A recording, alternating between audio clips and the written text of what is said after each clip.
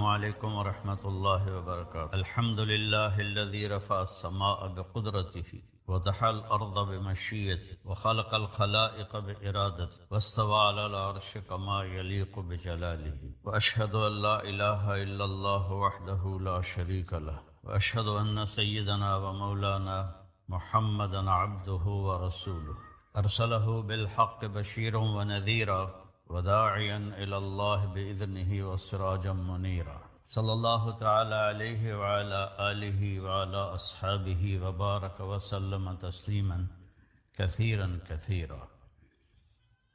میرے رب نے رزق کا وعدہ کیا ہے، میں دوں گا. تمہارا سب سے بڑا رزق تمہاری اولاد ہے جس کو تم اس طرح اگنور کرتے ہو. ہفتے اتوار کو بھی یہاں کتنے لوگ ہیں جو چھٹی نہیں کرتے، دکانیں کھول کے بیٹھے ہوتے ہیں.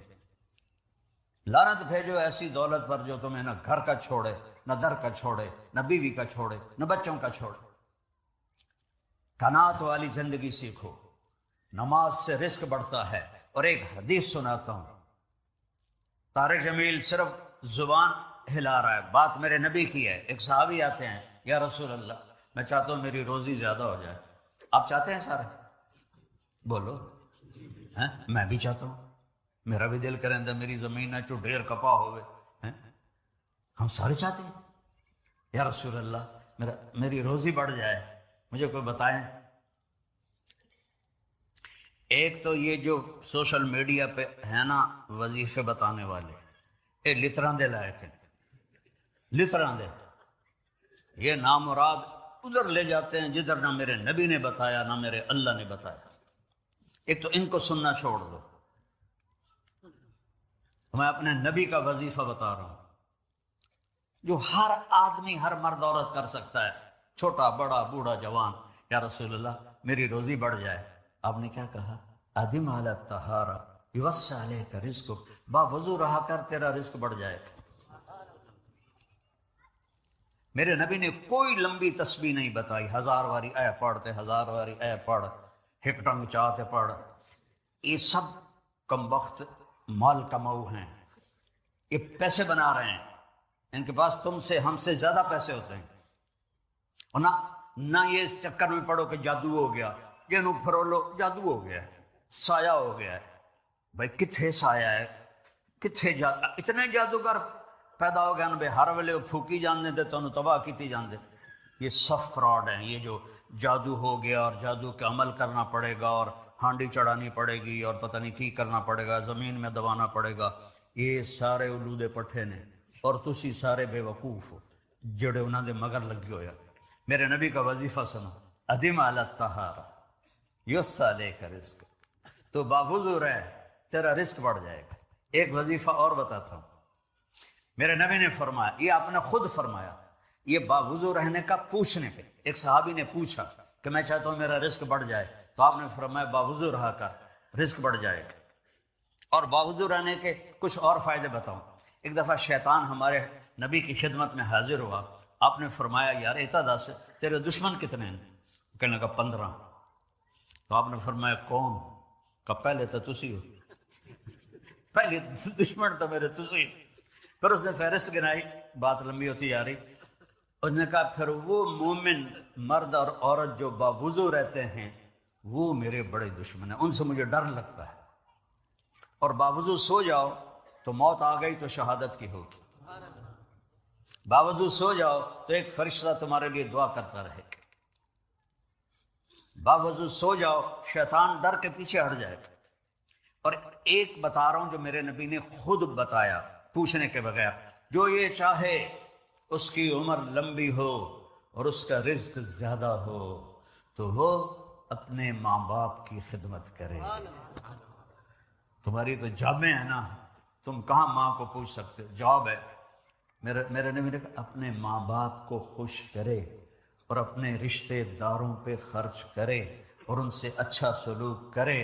اللہ اس کی عمر بھی بڑھائے گا، اس کا رزق بھی بڑھائے گا. اور ماں باپ کی دعائیں وہاں پہنچا دیتی ہیں اللہ کی قسم جہاں کوئی نہیں پہنچ سکتا. میں نے اس زمانے میں میڈیکل چھوڑا جب ڈاکٹر ایک بہت بڑی تصویر تھی، چونکہ وہ ڈاکٹر تھے بیوپاری نہیں تھے، سوداگر نہیں تھے، ادھم ہی لے لو، ادھم ہی لے لو، ادھم ہی لے لو، ڈاکٹر تھے۔ اور مولوی ایک کیڑا تھا، کیڑا، گندگی کا کیڑا، اور میں ایک ذمہ دار خاندانی جس میں تکبر کی انتہا، انسان کو انسان نہیں سمجھتے تھے ہمارے بڑے۔ تو اللہ نے میرا کانٹا بدلا، میرا ہاتھ پکڑا، آج میں آپ کے سامنے کھڑا ہوں۔ یہ اس کی مہربانی ہے، اس کا کرم ہے، اس کا فضل ہے، اس کا احسان ہے۔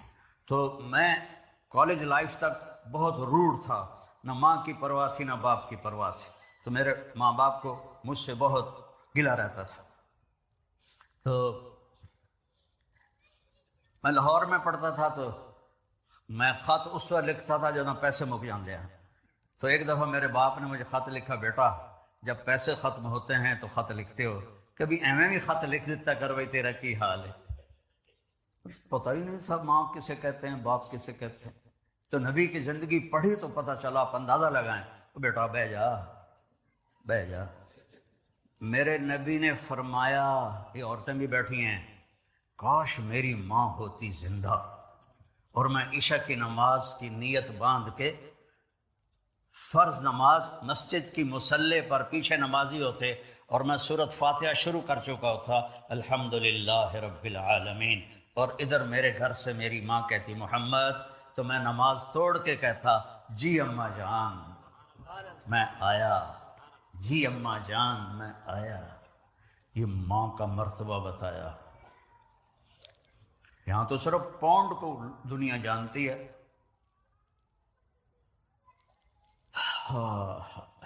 میرا نبی بتا رہا ہے ماں باپ کی خدمت کرو، رزق بڑھے گا۔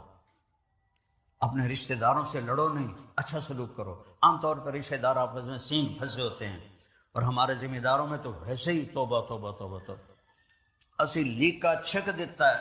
سمجھتا ہو اس بات کو؟ لیکا چھک دیتا، کیا مطلب کہ بس ہم نے دیوار کھڑی کر دی ہے، نہ اس کو ملیں گے، نہ اس کی شادی میں، نہ اس کی غمی میں، نہ اس کے جنازے میں، نہ اس کی میت میں۔ اس حد تک سنگین ہو جاتے ہیں۔ اور میرا نبی کہہ رہا ہے رشتہ داروں کی سختی کے باوجود اچھا سلوک کر، ماں باپ کی دعائیں لے، تو اللہ تیرا رزق بڑھا دے گا۔ تو جب میں تبلیغ میں لگا، مدرسے میں داخل ہوا، میرے والد اتنے ناراض ہوئے کہ مجھے گھر سے نکال دیا۔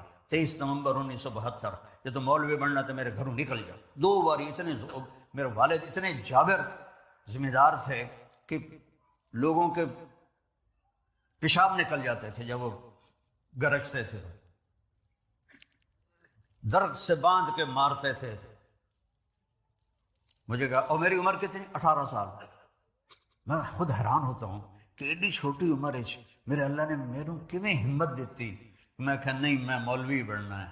پھر میرے باپ نے کہا اچھا نکل جا میرے گھر، 2 دفعہ کہا نکل جا میرے گھر۔ پھر جب اللہ نے میری زندگی پلٹی اور میں چھٹی میں آتا اور میں اپنے باپ کی خدمت کرتا، تیل لگاتا، پاؤں دباتا۔ نوکر ہوتے تھے، نوکرانوں تو ہوب نہیں نا، انہیں تو انجن کرنا ہوں ہے۔ تو ایک ہمارے بزرگ لیٹے ہوئے تھے، ان کو لوگ دبا رہے تھے، تو کسی نے پوچھا حضرت کیا حال ہے؟ کہا جی بس میں صبر کا ثواب لے رہا ہوں اور یہ تھکن کا ثواب لے رہے ہیں۔ تو میں اپنے باپ کو بڑے دل سے دباتا، تو مجھے میرے باپ کی دعا لگی۔ وہ کہتے پتر میریاں اکھیاں تا نہیں ویکھنا، پتر میریاں اکھیاں تا نہیں ویکھنا، پر تو ویکھی ایک دن اللہ تینوں بڑی عزت دے سی۔ یہ میرے باپ کی دعا مجھے دی۔ آج وہ زندہ ہوتے تو وہ دیکھتے کہ اللہ نے ان کی دعا کو کس طرح پورا کیا ہے۔ تو میں اپنے باپ کی نوکر بن کے خدمت کی، تو ان کی دعا ملی مجھے۔ جب بھی میں دباتا وہ کہتے پتر میری آنکھوں نے تو نہیں دیکھنا، شاید کوئی دوسرے بھائی پنجابی نہ سمجھتا ہوں، بیٹا میری آنکھوں نے تو نہیں دیکھنا، لیکن تو دیکھنا ایک دن اللہ تجھے بڑی عزت دے گا۔ ماں باپ کی دعا لو، اپنے بچوں کو وقت دو، اپنے اولاد کے لیے وقت نکالو۔ میرے نبی سے زیادہ ذمہ دار اور اور مصروفیت میں دنیا میں نہ کوئی جم سکتا ہے نہ کوئی جمے گا، جن کے سر پہ 7 بر اعظم کے انسانوں کا بوجھ ہو، قیامت تک کے انسانوں کا بوجھ ہو، روزانہ حسن حسین کے لیے وقت نکالتے تھے۔ تھوڑی چھوٹیاں چھوٹیاں دکانیں تو ٹائم کوئی نہیں، ٹائم کوئی نہیں، ٹائم کوئی نہیں، حسن حسین کے لیے روزانہ وقت نکالتے تھے، اور ان کے لیے ایسے گھٹنے ٹیک کے، ہاتھ ٹیک کے ان دونوں کو اپنی پیٹھ پہ بٹھا لیتے تھے، دونوں کو، اور کمرے میں چکر لگاتے تھے، اور پھر یوں منہ کر کے کرتے تمہارا اونٹ کیسا جا رہا ہے بھائی، ہائے ہائے۔ پھر حسن حسین کو اتار دیتے اور زینب کو بٹھا لیتے اکیلی، پھر اس کو چکر لگواتے۔ یہ میرے نبی نے زندگی دی ہے، اللہ کی قسم، پیسے کے پیچھے بھاگنے والے سے بے وقوف دنیا میں کوئی پیدا ہی نہیں ہو، جس کا اینڈ موت ہے، کیا رہ گیا پیچھے؟ یا آنکھ بند ہوئی تو طارق جمیل کا نام ہٹ کے میت ہو جائے گا، جنازہ، میت۔ ہمارے پنجابی میں منجی آ گئی کہ نہیں؟ منجی، چارپائی، وہ نام ہی مٹ گیا، چارپائی، جنازہ، میت۔ اس کے لیے ہم اپنی آخرت کو برباد کرتے ہیں، ہم اپنے نبی کو ناراض کرتے ہیں۔ یہ وہ اعمال ہیں جس سے اللہ رزق عزت سے دے گا، سکون والا دے، باوضو رہو، رزق آئے گا۔ ماں باپ زندہ ہیں تو خدمت کرو، مر گئے ہیں تو ان کے لیے نفل پڑھو، ان کے لیے دعا کرو۔ جب سے میرے ماں باپ زندہ دنیا سے گئے ہیں، میں نے ان کے لیے نفل نہیں چھوڑے، حالانکہ میں کتنا سفر کرتا ہوں، وہ 6 سال سے سر درد کا بھی مریض ہوں، لیکن میں ان کے لیے نوافل پڑھتا ہوں، 10 اپنے باپ کے لیے پڑھتا ہوں، 10 اپنی ماں کے لیے پڑھتا ہوں، اور اللہ کی قسم میں 10 کروڑ نفل بھی پڑھوں تو ماں باپ کا حق ادا نہیں ہو سکتا۔ اپنی بیویوں کے ساتھ اچھا سلوک کرو، آپ نے فرمایا بہترین مسلمان وہ ہے جو بیوی کے ساتھ اچھا سلوک کرتا، ان کی کمی کوتاہی سے درگزر کرنے کا میرے نبی نے فرمایا، چونکہ وہ کمزور ذات ہے۔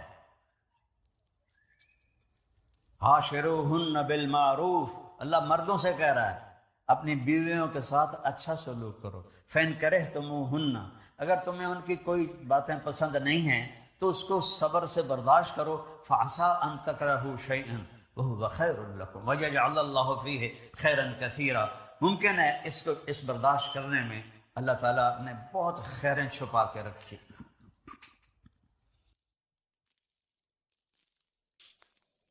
اللہ تعالیٰ نے اتنی لمبی زندگی کہ جس کا کوئی اینڈ نہیں ہے، جی اس کے لیے چند باتیں بتائیں۔ یہ 4 روزہ زندگی کے لیے کتنے ہم کھپتے تپتے ہیں، ہڈیاں کھر جاتی ہیں، اور اتنی بڑی جنت اور اتنی لمبی زندگی، توحید کی گواہی، لا الہ الا اللہ، اللہ ایک ہے، محمد الرسول اللہ، محمد صلی اللہ علیہ وسلم آپ کے رسول ہیں اور آخری ہیں، آپ کے بعد کوئی نبی نہیں ہے۔ دنیا کا سب سے بڑا گناہ ہے اللہ کا شریک ٹھہرانا، اس سے بڑا گناہ کوئی۔ کسی گناہ پہ زمین آسمان نہیں ہلتے، لیکن تکاد السماوات یتفطرن منہ،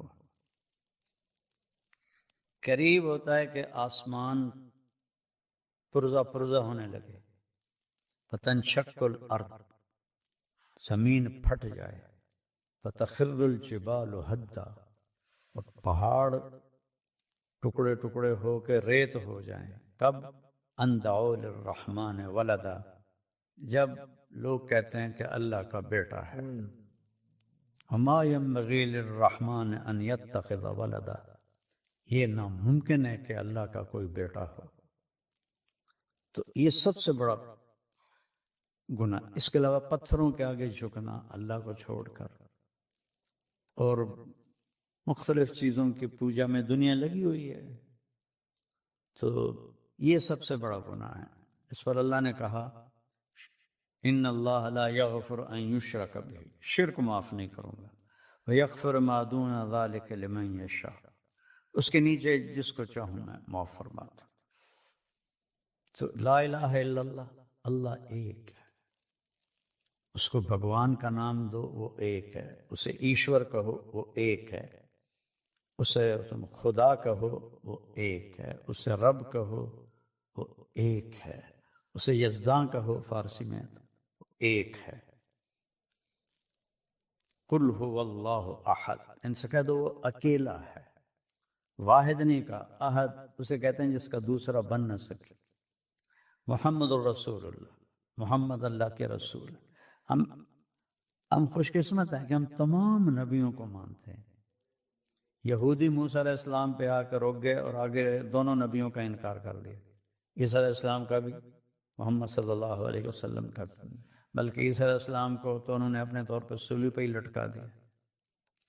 اور جو ہمارے عیسائی حضرات ہیں وہ حضرت عیسیٰ علیہ السلام پہ آ کے رک جاتے ہیں اور محمد رسول اللہ کا انکار کر دیتے ہیں۔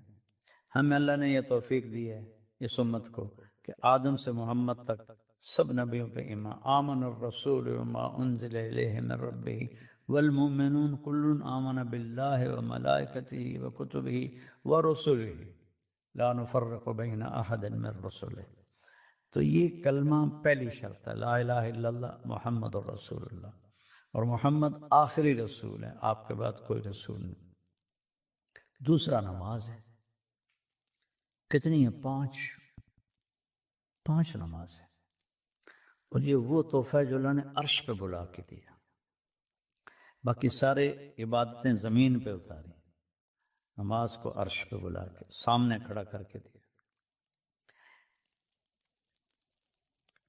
5 نمازیں روزانہ پڑھنی ہے، قضا ہو جائے سونے سے پہلے، قضا پڑھ لے تو حاضری لگ جائے گی۔ چھوڑ دینا شرک کے بعد سب سے بڑا گناہ ہے کہ اللہ کو سجدے کا انکار کر دینا۔ اس میں اللہ نے کوئی گنجائش نہیں رکھی سوائے اس کے کہ سفر میں 2 رکعت پڑھ لو، بیمار ہو تو بیٹھ کے لیٹ کے اشاروں سے پڑھ۔ جب مجھے ہارٹ اٹیک ہوا تھا تو میں صرف آنکھوں کے اشارے سے نماز پڑھتا رہا، معاف نہیں۔ معاف ہوتی تو امام حسین علیہ السلام کو کربلا میں ہوتا۔ 1447 سال میں ایسا واقعہ نہ ہوا نہ ہوگا، نہ پیچھے کبھی ہوا۔ نماز کا وقت ہوا، امام علی مقام نے اپنے سردار زہیر سے فرمایا کہ شمر سے کہو کچھ دیر رک جائے، میں نماز پڑھ لوں۔ جن کو دودھ پیتے ہوئے جنت کی سرداری مل گئی ہو، یہ کربلا کی وجہ سے نہیں جنت کے سردار بنے، یہ تو ماں کا دودھ پی رہے تھے تو آپ نے کہا حسن حسین جنت کے نوجوانوں کے سردار، ان کی ماں جنت کی عورتوں کے سردار ہے، اور علی ان سب سے افضل ہے۔ یہ اس جگہ پر کہہ رہے ہیں مجھے نماز پڑھنے دو، اس سے میرے رونگٹے کھڑے ہو جاتے ہیں کہ کس طرح امت نماز چھوڑ رہی، جن کو جنت کی شہزادگی دے دی گئی،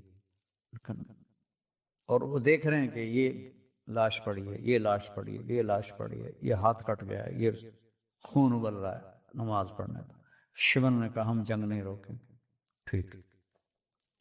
2 حصوں میں تقسیم کیا، آدھے نماز پڑھو آدھے جنگ کرو۔ پھر جو پڑھ کے آئے ان سے کہا تم جنگ کرو، ان سے کہا تم نماز پڑھو۔ عصر سے پہلے سب کے ساتھ نیزوں پہ چڑھے گئے۔ کتنی بڑی تاریخ ہے، کتنا بڑا دھوکہ ہے، اور ہمارے ہاں تو اتنی جہالت ہے۔ وہ سائیں سانو ساڈا پیر بخشا دے گا، وہ شیعہ کہتے ہیں ہمیں مولا علی لے جائے گا جنت میں، تو پھر حسین سے بڑا رشتہ کس کا تھا مولا علی کے ساتھ؟ انہوں نے تو پوری 17 ایک گھر کے بندے ذبح ہو جائے، اللہ اکبر، اور اہل البیت پاکیزہ خون، پاک ہستیاں۔ 2 سال کا عبداللہ نماز نہیں چھوڑی۔ اس کے بعد روزہ ہے، اس میں بڑی گنجائش ہے، سال کے بعد 1 مہینہ، بیمار ہو چھوڑ دو، بعد میں رکھ لو۔ ایسی بیماری ہے کہ نہیں رکھ سکتے، معاف ہو گئے، بالکل ہی معاف ہو گئے۔ فدیہ کہتے ہیں علماء، مفتی حضرات جانتے ہوں گے۔ زکوٰۃ اور حج مسلمان مالداروں پر ہے، غریبوں پر نہیں، اور حج کے لیے صرف پیسہ شرط نہیں، صحت بھی شرط ہے، راستہ امن والا ہو یہ بھی شرط ہے۔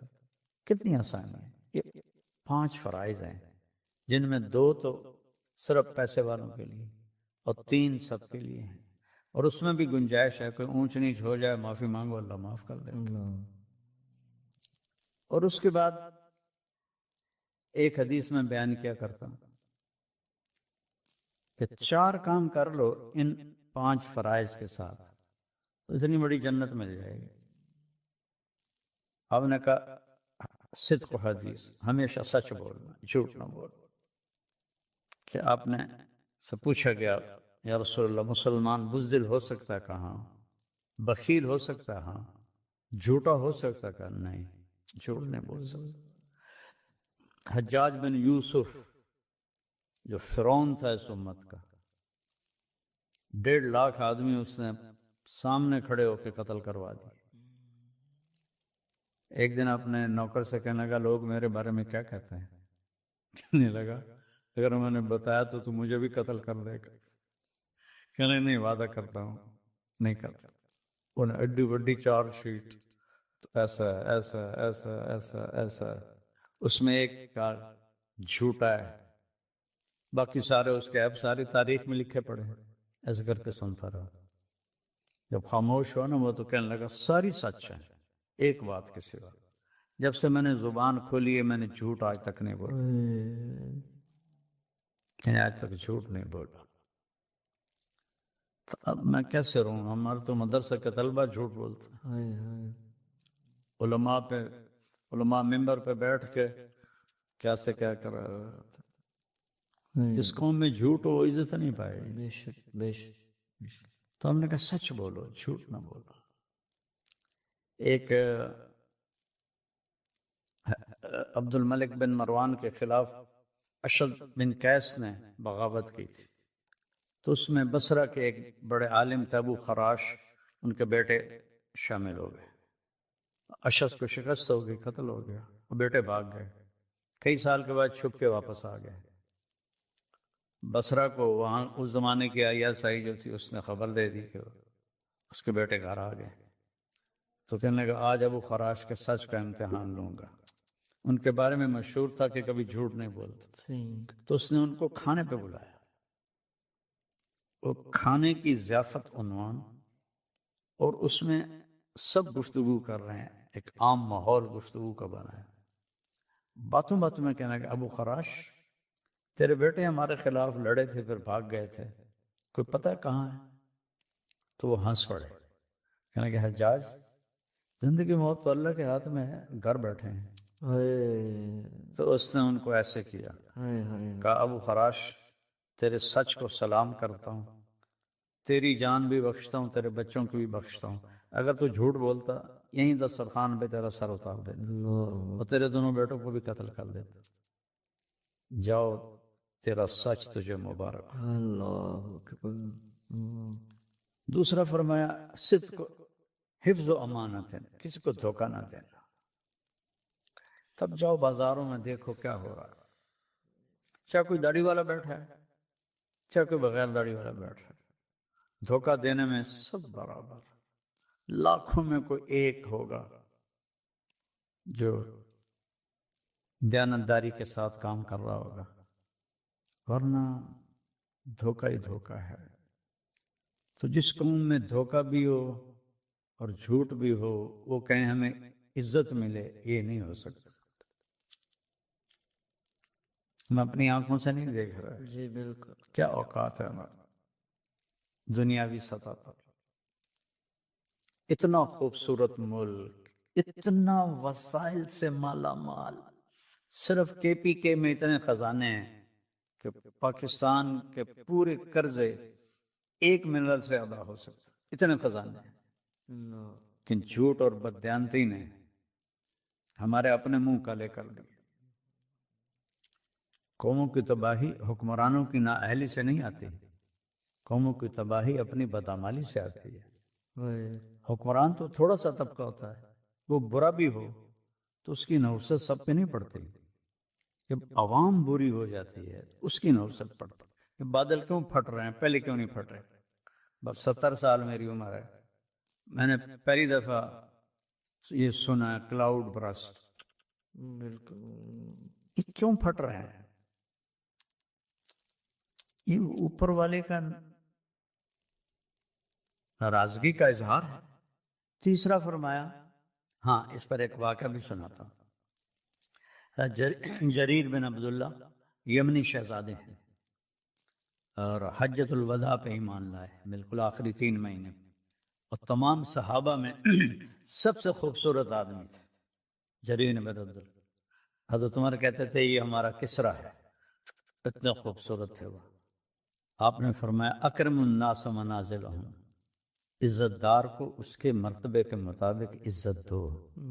کہتے ہیں ایمان لانے کے بعد جب میں دروازے پر گیا مجھے انتظار نہیں کروایا، ابوبکر عمر کو انتظار کروایا، مجھے نہیں کروایا، فوراً بلاتے تھے۔ مجلس میں آئے تو کمرہ بھر چکا تھا تو دروازے کی دہلیز پر بیٹھ گئے تو آپ نے اپنی چادر رول کر کے ان کی طرف پھینکی، کہا جریر میری چادر پہ بیٹھ جاؤ۔ یہ چادر بلال کو نہیں پیش کی، یہ چادر عثمان علی کو پیش نہیں کی، ابوبکر عمر کو نہیں پیش کی، انہوں نے چادر لے کے سر پہ رکھ لیا، رسول اللہ اس کی جگہ تو یہاں ہے۔ تو انہوں نے اپنے نوکر سے کہا گھوڑا خرید کے لاؤ، میں پیسے دے دوں گا۔ وہ منڈی گیا اور 300 درہم کا گھوڑا لے کر آیا۔ شاہی خاندان والوں کو گھوڑوں کے نسب بھی سکھائے جاتے تھے، جیسے اپنے خاندان کا نسب سکھایا جاتا تھا، گھوڑوں کے اونٹوں کے نسب سکھائے جاتے تھے۔ انہوں نے گھوڑے کو دیکھا تو وہ مہنگا تھا، مالک کو پتہ ہی نہیں تھا، فرمانے لگے 400 کر دوں تیرے گھوڑے کی قیمت؟ کہا جی کر دیں۔ کہنے لگے 500 کر دو؟ کہا جی کر دیں، خوشی کی بات۔ 600 کر دوں؟ کہا جی کر دو۔ جب انہوں نے کہا نا 700 کر دوں تو وہ حیران پریشان ہو کے دیکھنے لگا، پتہ نہیں حضرت آپ کیا فرما رہے ہیں؟ کہنے لگے 800 کر دوں؟ کہا حضور میں تو 300 سے بھی راضی ہوں، 500 کیوں بتا رہے ہو؟ میں نہیں پتا۔ نوکر سے کہا 800 دے دو، گھوڑا باندھ دو۔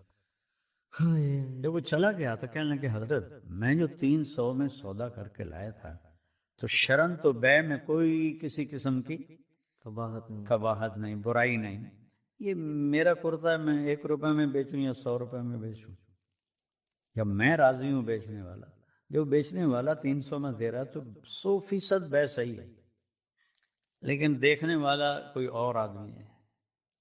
ان کا یہ 500 کیوں بڑھائے ہیں؟ کہ بیٹا اس کا گھوڑا 800 کا تھا، 300 کا نہیں تھا، اور میں نے اللہ کے نبی کے ہاتھوں میں ہاتھ دے کے مجھ سے وعدہ لیا تھا کسی کو دھوکہ نہیں دینا، تو اب دھوکہ ہی تجارت بن گئی۔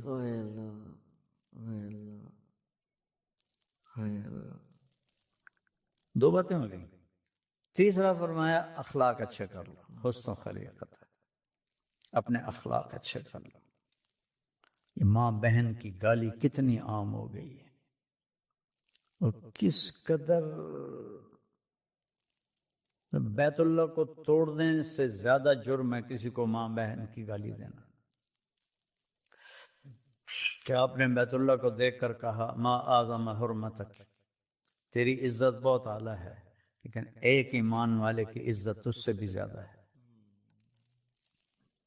ماں باپ رو رہے ہیں، بیویوں کو ذلیل کر رہے ہیں، اور جھوٹے مقدموں سے بھری پڑی ہیں عدالتیں، تو بد اخلاق جس قوم کے اخلاق برباد ہو جائیں اور جھوٹ عام ہو جائے اور بددیانتی عام ہو جائے اور ظلم عام ہو جائے، وہ کیڑے مکوڑوں کی زندگی گزاریں گے، انسانوں کے نہیں گزاریں گے۔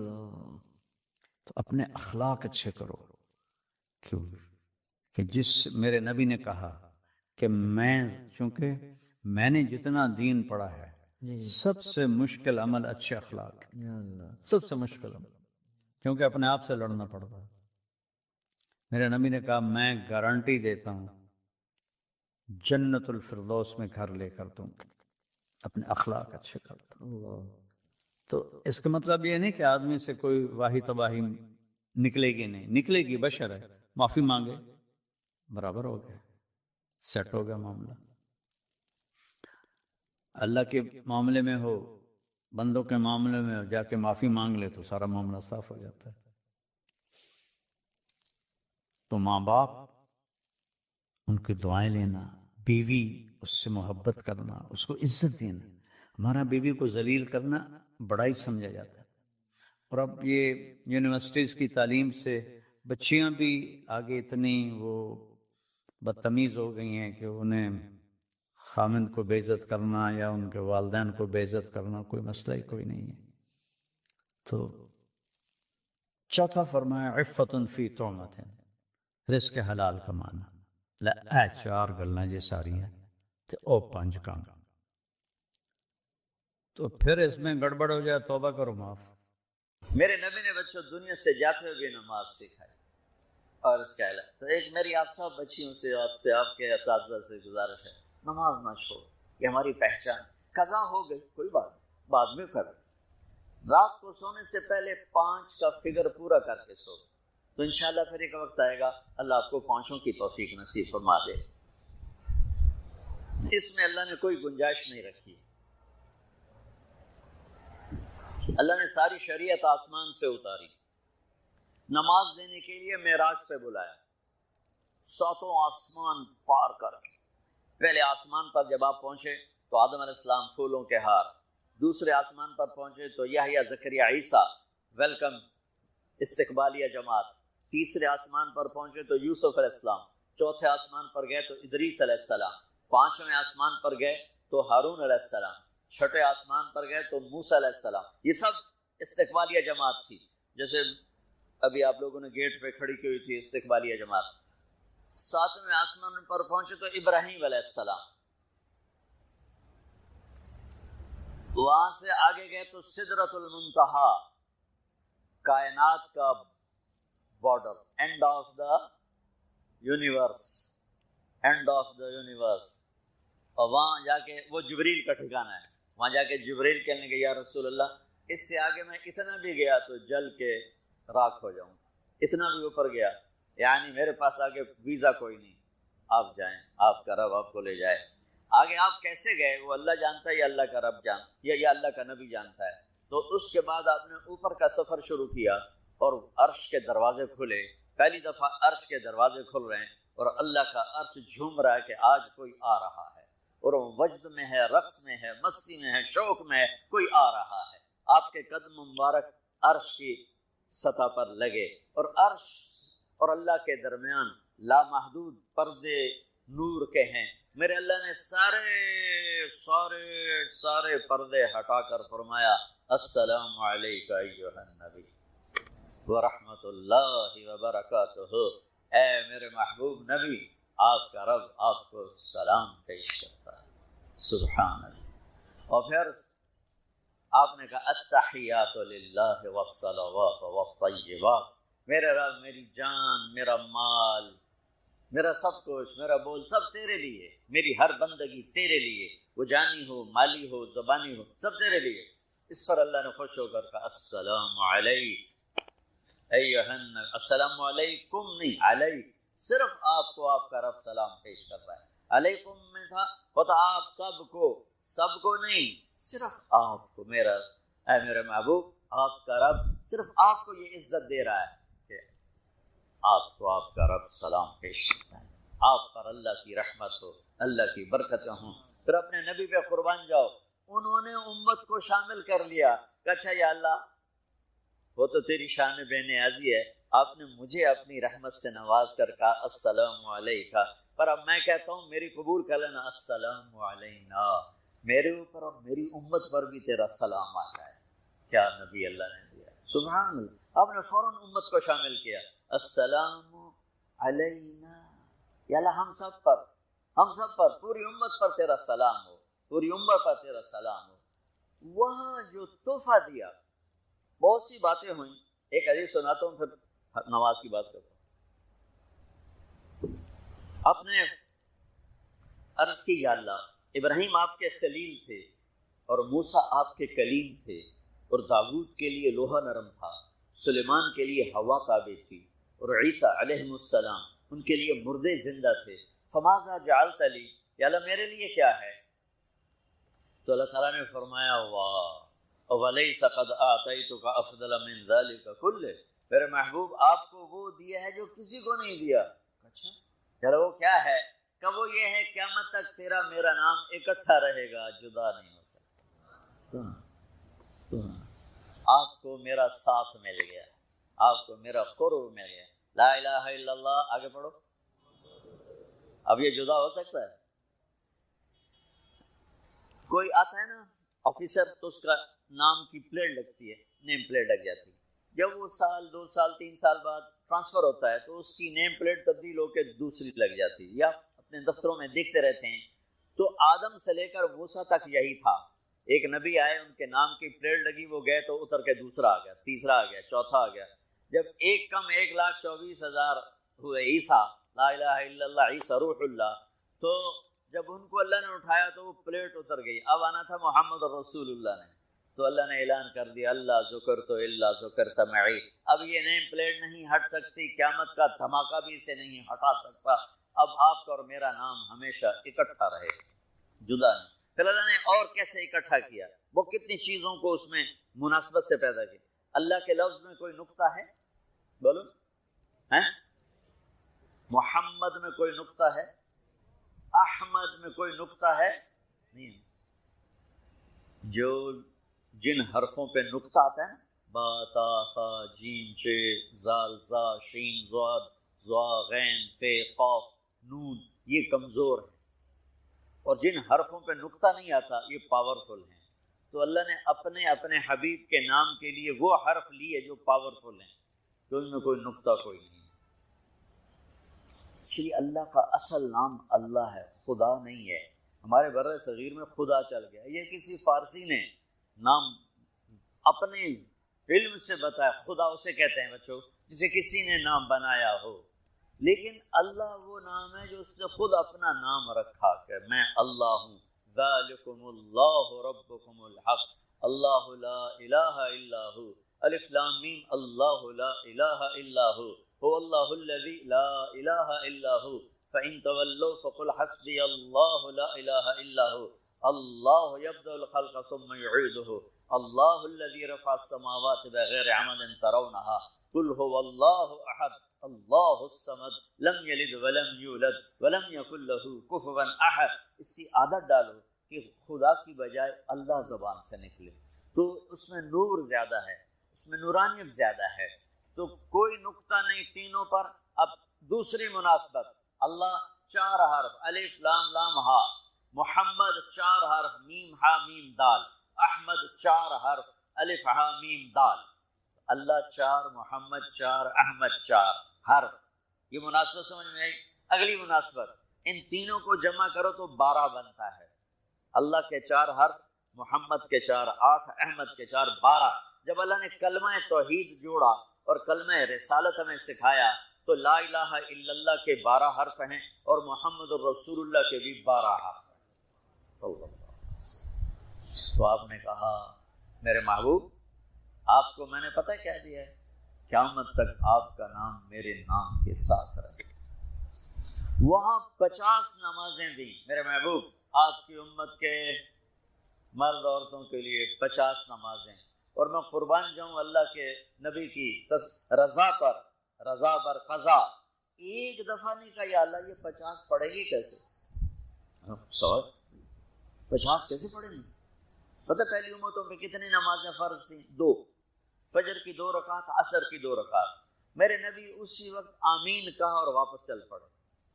میں نے کہیں پڑھا نہیں لیکن مجھے لگتا ہے کہ موسیٰ کو اللہ نے خود ہی کھڑا کیا ہوگا کہ یہ میرا نبی 50 لے کے جا رہا ہے، مجھ سے کہا ہی نہیں میں کم کروں، تو موسیٰ اسے میرے پاس واپس بھیج. ورنہ موسیٰ علیہ السلام خود کیسے کھڑے ہو سکتے تھے؟ بہرحال چونکہ میرے ذہن کی بات ہے، پڑھی ہوئی بات نہیں ہے، تو میں اتنے دعوے سے نہیں کہہ سکتا. آگے موسیٰ علیہ السلام کھڑے تھے، حضور کیسی رہی ملاقات؟ کب 50 نمازیں ملی. کہا کہ توبہ توبہ کون پڑھے گا، اللہ کے واسطے واپس جائیں، تھوڑی کروا کے لائیں. تو آپ چھٹے آسمان پہ پہنچ چکے تھے، سدرۃ المنتہا سے چھٹا آسمان، لاکھوں کروڑوں سال کا فاصلہ، لیکن وہ یوں طے ہو رہا تھا.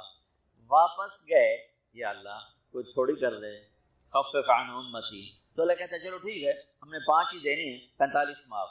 نہیں، اللہ کا 5 معاف، 45 لے کے واپس بھیج دیے. آگے پھر موسیٰ علیہ السلام کھڑے چونکہ اللہ کے نبی نے پھر نہیں کہا کہ تھوڑی کریں.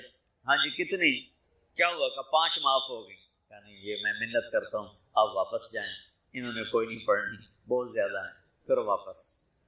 اللہ نے پھر 40 اڑانے کی بجائے اللہ نے کہا اچھا 5 معاف، تو 40 ہو گئی۔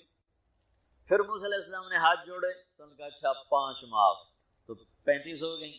پھر موسیٰ علیہ السلام ایک دفعہ میرے نبی نے خود نہیں کہا سبحان اللہ، آپ کی ایک دعا ہے اللہم انی اسألک الرضا بعد القضاء، یا اللہ مجھے اپنی تقدیر پہ راضی کر دے، جو تو کہے میں سر جھکا دوں اس کے ساتھ، میرا کام ہی ہو تیرے آگے سر جھکا دیں۔ 35 یا رسول واپس، اللہ نے کہا چلو 5 اور کام، 30 پھر واپس انہوں نے بھیجا، پھر 5 اور کام، چلو میرے محبوب 25، پھر واپس چلو میرے محبوب 20، پھر واپس میرے محبوب 15، پھر واپس میرے حبیب 10، پھر واپس میرے حبیب 5 پہ آ گئے۔ اب پہنچے، اب موسیٰ علیہ السلام کہنے گئے اب کیا ہوا؟ کہ 5 رہ گئی، کہ کوئی نہیں پڑھنی، سپیریئر دے لڑکے ہیں کوئی نہیں پڑھنی، ایک ہی پڑھیں گے، وہ یہ ہاتھ آ گئی جمعے دی نماز، باقی ساریاں بخشوا لین۔ شیخ عبد القادر جیلانی محبوب سبحانی پیران پیر رحمۃ اللہ علیہ مراقبے میں تھے تو شیطان نا نورانی شکل میں آ گیا، میں تیرا رب تجھ سے بات کر رہا ہوں، جا آج سے تیری سب نمازیں معاف۔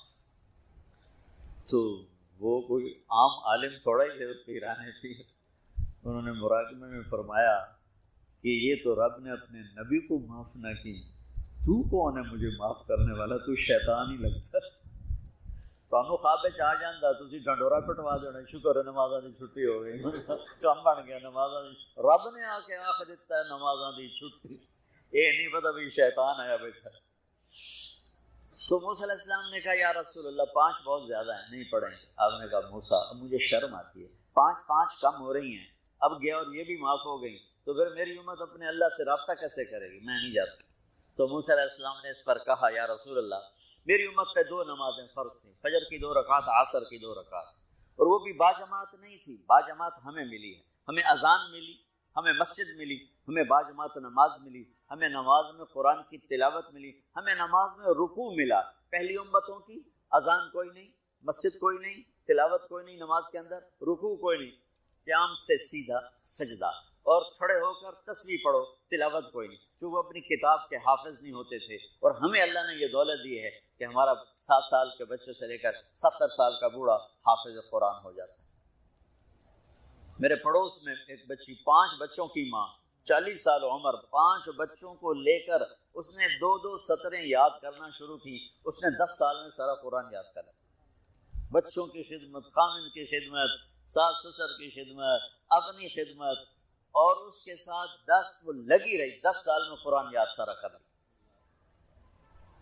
اور اس کا الٹ بھی ہوتا، میرے مدرسے میں میرا ایک شاگرد تھا سلیمان نام، آج کل امریکہ میں ہوتا ہے، وہاں مدرسہ چلا رہا ہے، تو رمضان آ گیا تو کوئی حافظ نہیں تھا، انہوں نے کہا استاد جی میں سناؤں گا، صبح بیٹھتا اور شام تک 1 سپارہ یاد کرتا اور عشاء میں تراویح میں سناتے تھے۔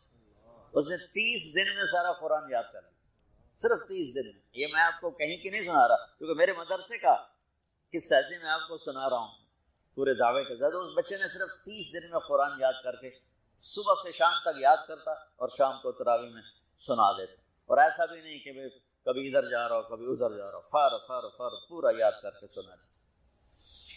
تو ہمیں نماز بڑی خوبصورت ملی۔ تو موسیٰ علیہ السلام کہنے لگے یا رسول اللہ میری امت نے 2 نہیں پڑھی تھی، یہ آپ کی امت 5 کیسے پڑھے؟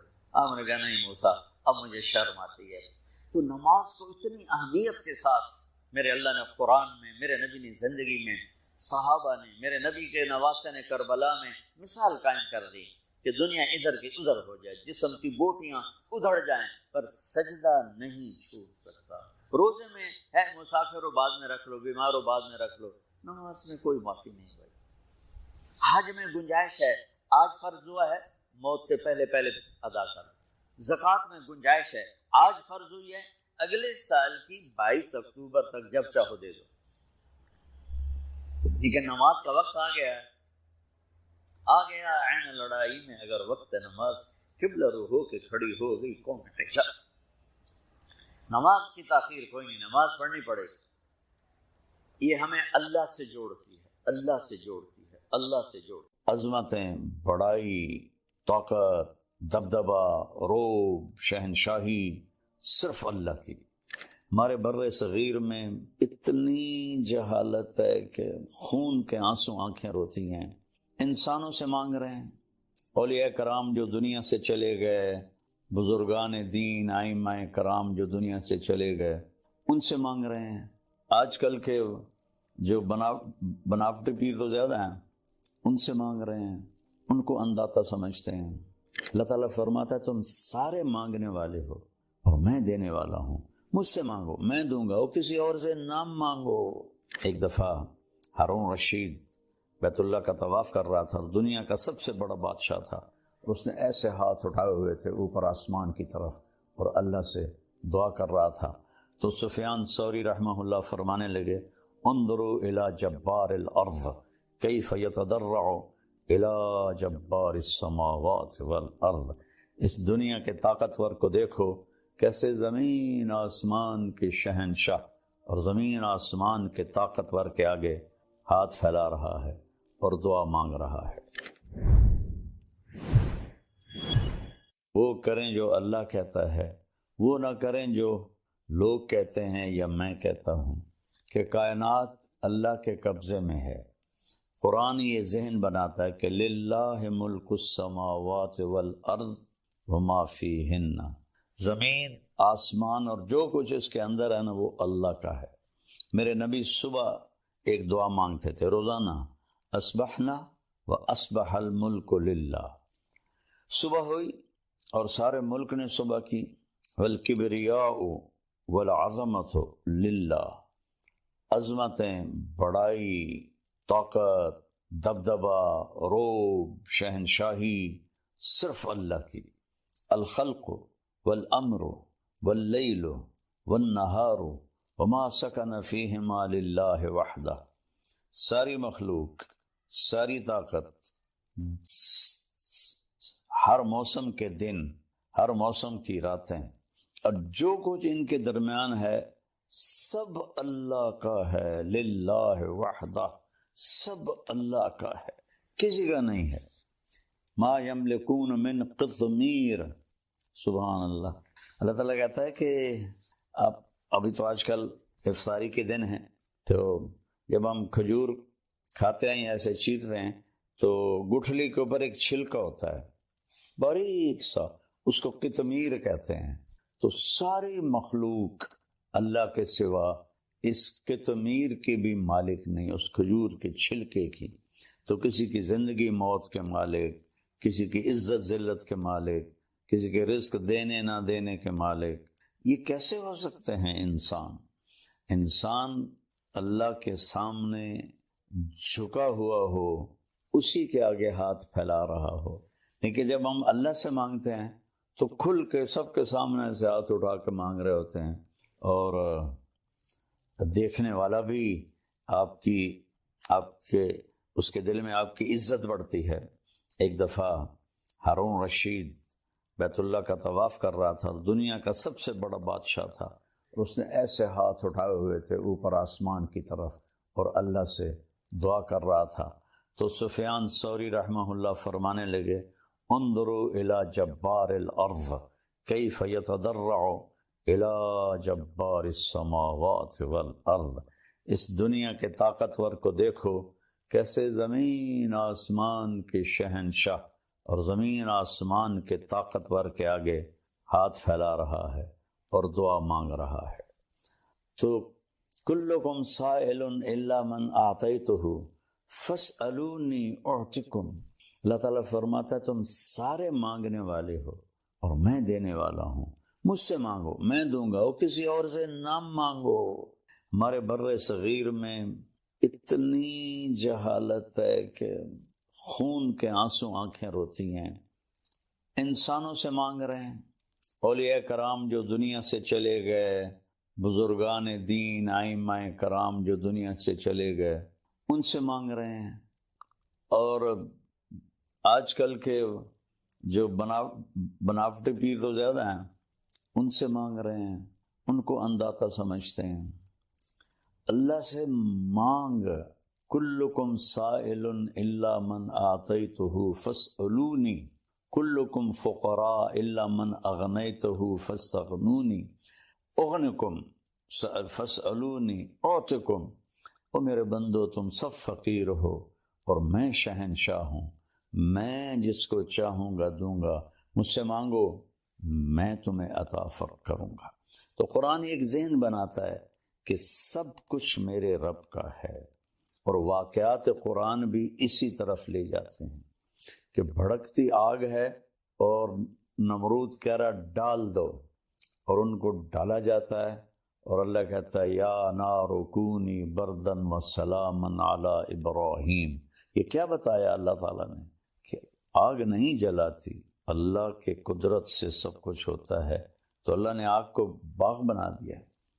نمرود نے کہا انا احیی و امیت، میں بھی زندہ کرتا ہوں اور میں بھی موت دیتا ہوں، ایک بے گناہ کو قتل کر دیا، ایک قاتل کو چھوڑ دیا۔ تو ابراہیم علیہ السلام نے فرمایا فإن اللہ یأتی بالشمس من المشرق فأت بها من المغرب فبہت الذی کفر۔ تو ابراہیم علیہ السلام نے فرمایا اچھا ایسا کر، میرا رب سورج کو مشرق سے نکالتا ہے، تو مغرب سے نکال کے دکھا دے۔ تو اللہ تعالیٰ فرماتے ہیں وہ کافر وہیں لاجواب چپ اور حیران ہو کے رہ گیا۔